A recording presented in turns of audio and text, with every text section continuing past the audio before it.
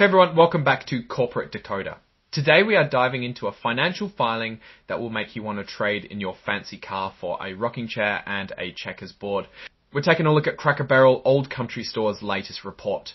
This isn't just about pancakes and gift shop trinkets, it's about some serious financial maneuvering and a big change to how shareholders get a say. Before we get started, if you enjoy getting straightforward analysis of corporate filings, hit that subscribe button. Also, don't forget to join our Discord community, linked in the description below, where we can dive deeper into this and many other companies. Alright, so the first thing to note is that this is a Form 8K, which means Cracker Barrel had something important to tell investors right away.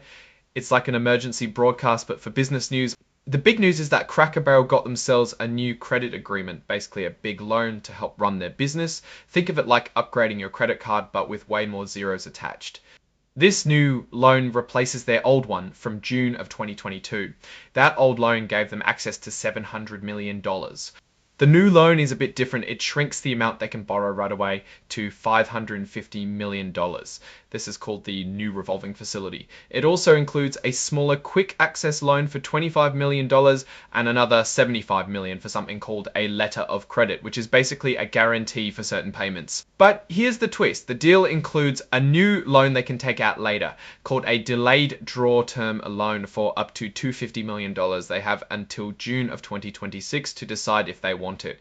Think of it as having a coupon for a big purchase, but you don't have to use it. So what are the interest rates on all this borrowed money? Well, it depends. They can choose between two options. The first is tied to the base rate, which is linked to things like the prime rate and the federal funds rate, basically what banks charge each other. The second option is tied to something called the term SOFR rate, which is another benchmark interest rate.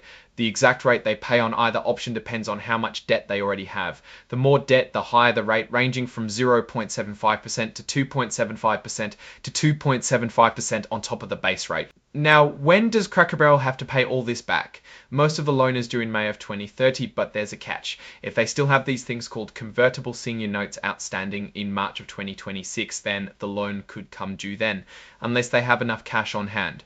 Basically, they need to make sure they have at least 126, then the loan could come due then, unless they have enough cash on hand.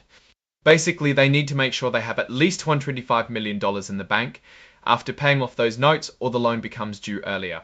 There aren't any regular payments required on the first part of the loan, but after 2026, if they use that delayed draw loan, they'll have to start paying it back in smaller chunks every 3 months. It starts small, but gets bigger over time. Of course, the banks want to make sure they get their money back, so Cracker Barrel is putting up a lot of their stuff as security for the loan. This includes pretty much everything they own, except for their real estate, like the land and buildings.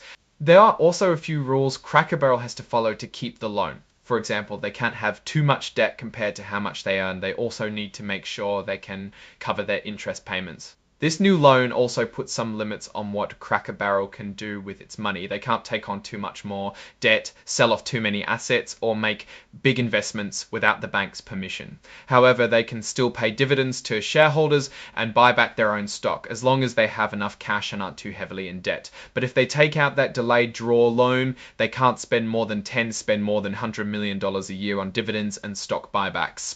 Since they're getting this new loan, they got rid of the old one from 2022. Now let's switch gears to something completely different but still important. Cracker Barrel changed their company rules called Bylaws. It is like updating the employee handbook. One big change is how they elect directors, the people on the company's board. Now, in most elections, the person with the most votes wins.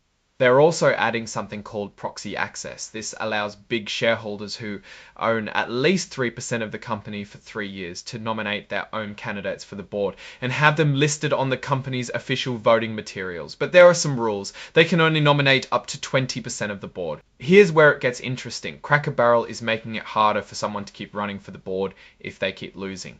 If a candidate gets less than 20% of the vote, they can't run again for 3 years. If they get between 20% and 25%, they have to wait 2 years. It's like being told to sit down and think about what you've done. They are also adding a rule about reimbursing expenses. If a shareholder keeps nominating candidates who aren't recommended by the board and those candidates get less than 25% of the vote, the shareholder might have to pay the company's costs up to $5 million. On the other hand, if one of those candidates actually gets elected, the company will pay for that nominating shareholder's expenses. up to $5 million. On the other hand, if one of those candidates actually gets elected, the company will pay for that nominating shareholders' expenses up to $5 million.